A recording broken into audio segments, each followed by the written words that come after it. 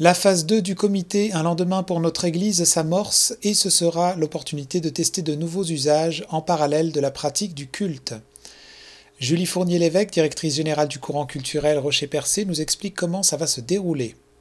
Alors, je suis en compagnie de Julie Fournier-Lévesque, nouvelle directrice générale de courant culturel Rocher-Percé.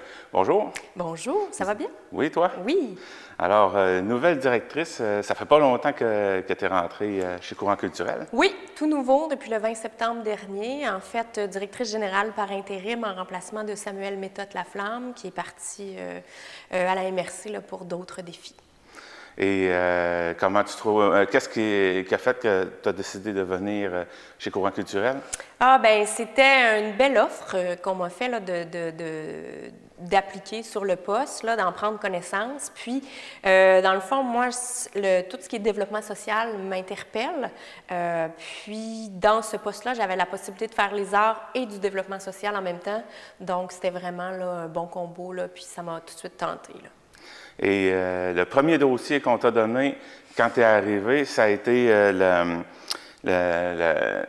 lendemain pour notre Église, de mettre en place la phase 2. Oui, puis même pas arrivé en poste, j'avais déjà eu une première rencontre. Donc oui, c'est un gros dossier, c'est un beau dossier.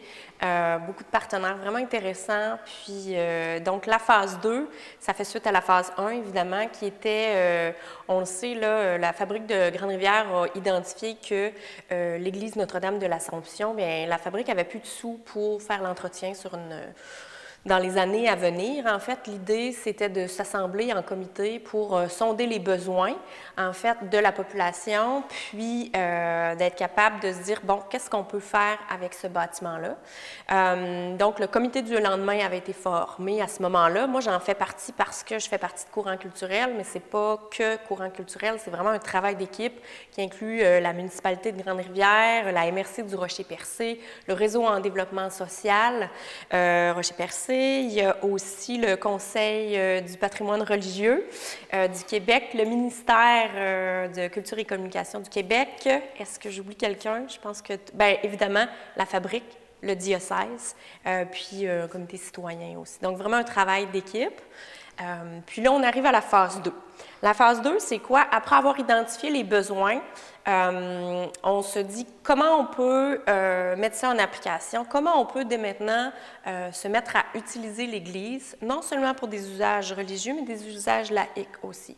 Donc, l'idée, c'est pas de tasser ce qui est là, c'est vraiment de rajouter des usages. Ce qu'on veut, dans le fond, c'est ne pas perdre le bâtiment. Comment on peut ne pas perdre le bâtiment? C'est lui trouver ou y ajouter certaines vocations, puis ultimement faire entrer des gens et donc un peu d'argent dans l'ensemble. La phase 2, en fait, on a décidé de la commencer à petite échelle avec la sacristie, c'est pour ça qu'on est là ici, avec l'occupation transitoire. L'occupation transitoire, c'est qu'on se dit dès maintenant ou dès les prochaines semaines, on se met à utiliser la sacristie. Ce qui était religieux demeure, donc la pratique de la chorale, le cercle de prière demeure aussi, les activités liturgiques, mais il y a plein de moments où la sacristie demeure vide. Qu'est-ce qu'on peut y ajouter? Bien, en fixant certains paramètres pour de la location, le type de personnes qu'on veut retrouver ici, ce qu'on a identifié, c'est plus des activités de petite envergure communautaire, bien, on va pouvoir commencer à l'animer. Puis, ultimement, pourquoi on fait de l'occupation transitoire? C'est pour tester différents modèles de gouvernance. Est-ce qu'on veut que ce soit une entreprise d'économie sociale? Est-ce que c'est une coop? Est-ce que c'est un porteur principal qui est la ville? Est-ce que c'est courant culturel? Donc, tout ça fait à petite échelle, nous informe sur ce qui fonctionne ou peut-être ce qui fonctionne moins bien, mais dans le fond, là, on veut bâtir un projet qui va bien durer dans le temps, en fait. Et quand prévoyez-vous commencer cette occupation transitoire-là? Oui. Plus officiellement en janvier, avec de la signalétique, avec des contrats plus officiels, avec une entente du diocèse. À l'heure actuelle, on ne l'a pas, mais c'est vraiment dans les... Ça reste quelque chose à officialiser, mais qui va bon train. On a l'appui déjà. C'est juste le dernier raffinage des ententes qui reste à faire. Mais juste avant Noël, on a la chance de le tester avec la remise des prix Mémoire vivante qui va avoir lieu ici à la sacristie le 9 décembre prochain. Donc, vous donnez combien de temps pour faire cette phase-là? Oui. L'occupation transitoire pourrait durer de 1 à plusieurs années, mais là, disons qu'on se donne comme objectif de tester là, dans la prochaine année différents usages. Puis quand on parle d'usage, là, ça peut être que cette salle-ci est utilisée pour une conférence, une remise de prix. Ça pourrait être un organisme qui aimerait tenir une activité famille, peut-être ou un cercle de lecture. Donc, tout type d'activité qui aurait besoin de ce genre de grandeur de salle. Donc, c'est ça. Là. Donc, dans la première année, on va tester différents usages. Puis ça, c'est pour faire suite après à peut-être plus grand. Donc, ça nous donne un peu de temps pour réfléchir aussi qu'est-ce qu'on fait avec la grande salle de l'Église. Est-ce qu'on intervient aussi à l'extérieur? Il y a la Ville, là, présentement, qui a un projet pour tout aménager l'extérieur. Ça fait qu'on est en pourparlers, le comité, avec la Ville aussi, mais qui siège sur le comité. Puis même cet été, on aimerait là, avoir un espace extérieur pour... Dans le fond, l'idée, c'est qu'on veut inviter la population à se réapproprier ce lieu-là. Donc, puis c'est vrai, on a une bonne nouvelle. On a Myriam Carbonneau-Giroir qui a été embauchée. Donc, quand je le dis, là, c'est un travail d'équipe. Le réseau en développement social a identifié qu'il y avait la possibilité dans son financement d'avoir une personne pour venir... pour venir appliquer leur plan, en fait, là, de communauté. Puis, Myriam Carbonneau-Girard, donc à 2 jours et demi semaine, va venir travailler directement pour le projet du lendemain. Puis, à terme, on peut même imaginer qu'elle va avoir son bureau ici pour être capable de rencontrer la population puis d'être capable un peu de gérer les opérations là, directes sur le terrain. Est-ce qu'il y a quelque chose qu'on pourrait rajouter pour la phase 2? Bien, dans le fond, si vous avez besoin d'informations, il y a le site web Un lendemain pour notre Église. Là, ça répertorie tout l'ensemble de la démarche. Donc, à chaque fois qu'on a une rencontre de comité, on a un petit résumé. Donc, vous pouvez le lire étape par étape. Sinon, si vous n'êtes pas apte à utiliser l'Internet, vous pouvez prendre le téléphone pour contacter un des partenaires.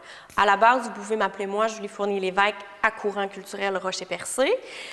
Puis sinon, chaque partenaire, en fait, est porteur de la démarche. Donc, c'est plus avec Ghislaine à la Fabrique, si c'est plus avec le réseau de développement social, est-ce que c'est un petit peu plus là avec la MRC? Donc, si vous connaissez des gens qui font partie de la démarche, n'hésitez pas à leur poser des questions parce qu'ils sont au courant là, de ce qui se passe. D'accord. Maintenant, avant de terminer, il y a le rallye recherche qui est présentement en cours. Ça se termine bientôt. Oui, ça se termine le 26 novembre prochain. C'est la 10e édition. Cette année, là, on sait, là, Marie-Paul Fournier a pris la relève de M. Bisson. On a des gens de partout hein, qui participent à ce rallye-là. On a des inscriptions de Québec, du Nouveau-Brunswick, de Montréal, de la Gaspésie, du Bas-Saint-Laurent. C'est une belle activité qui dure depuis plusieurs années. Il y a différents prix, 4 prix, dont le prix principal est de 200 $. Donc, pour les retardataires, il reste un peu de temps. Vous pourriez théoriquement toujours vous inscrire, mais ça laisse quand même une marge de manœuvre plus courte. Là. Donc, contactez-moi à Courant culturel si vous voulez le formulaire, mais sinon, on va colliger tout ça là, dès le 26 novembre. OK. Eh bien, Julie Fournier-Lévesque, directrice générale par intérim de Courant culturel Rocher-Percé. Merci de m'avoir parlé de la phase 2 et on se reparlera pour voir qu'est-ce qu'il en est ressorti de ça. Oui, vraiment, moi je pense, là, je m'engage là, à venir vous rencontrer à nouveau lorsqu'il y a d'autres rencontres. Comme ça, vous aurez un suivi plus étape par étape. C'est un grand plaisir d'être là. Merci. Merci à vous. Merci.